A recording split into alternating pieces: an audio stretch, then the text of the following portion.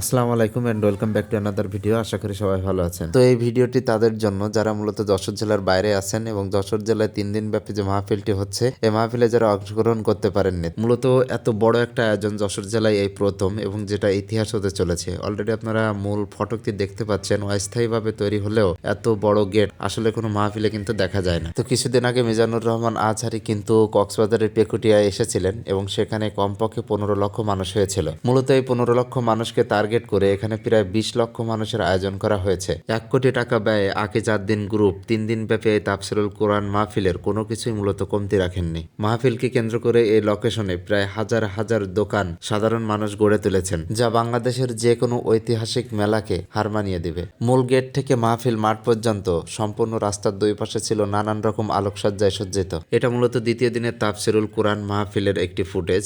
আর এই দ্বিতীয় দিনে উপস্থিত ছিলেন মুফতি আমির হামজা এবং রফিকুল ইসলাম মাদানী। মাহফিল মাঠে বসার জন্য যেমন হিউজ পরিমাণ জায়গার ব্যবস্থা করা হয়েছে, ঠিক তেমনি আছে একাধিক পরিমাণ প্রজেক্টর।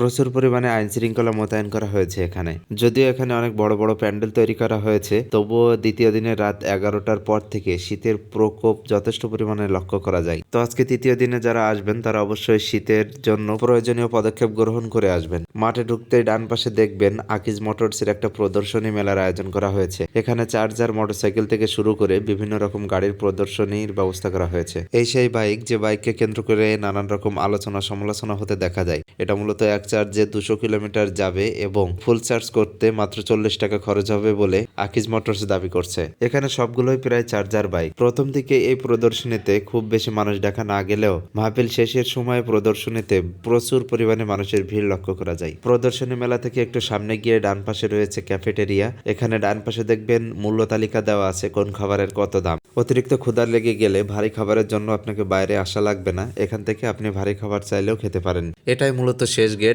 এবং এই গেট দিয়ে প্রবেশ করলেই সামনে মাঠ। মাঠে ঢুকতে তার একটু আগে এখানে খাবার পানের ব্যবস্থা করা হয়েছে। তার একটু সামনে গেলে বাম পাশে দেখবেন উজু করার মতো হিউজ পরিমাণ জায়গা আছে, যেখানে কয়েক হাজার মানুষ একসাথে উজু করতে পারবেন। আরো কিছু দূর সামনে গিয়ে বাম পাশে অনেক ওয়াশরুমের ব্যবস্থা করা হয়েছে। এই ওয়াশরুম গুলো মূলত 3 দিনের জন্য তৈরি করা হলেও এগুলো সব পাকাপোক্ত ভাবে তৈরি করা হয়েছে। সে সাথে মাঠের কর্নারে 3-4টা অ্যাম্বুলেন্স রাখা হয়েছে। মাহফিলে এসে যদি কারোর কোনো সমস্যা হয় সেজন্য সেফটি হিসাবে মূলত এগুলো এখানে রাখা হয়েছে। তো আজকে মাহফিলের তৃতীয় দিন। আজকে মিজানুর রহমান আজহারি এবং শায়েক আহমদুল্লাহ উপস্থিত থাকবেন। যারা ফেসবুক থেকে দেখছেন তারা অবশ্যই ফলো দিয়ে পাশে থাকুন এবং যারা ইউটিউব থেকে দেখছেন তারা অবশ্যই সাবস্ক্রাইব করবেন। রাতে অবশ্যই লাইভে আসার চেষ্টা করব মাহফিল মাঠ থেকে ইনশাল্লাহ।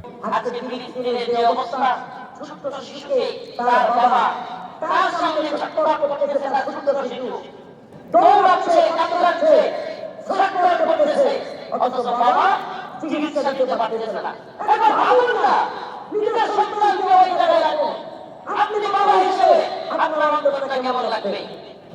আজকে কাশ্মীরের অবস্থা দেখুন।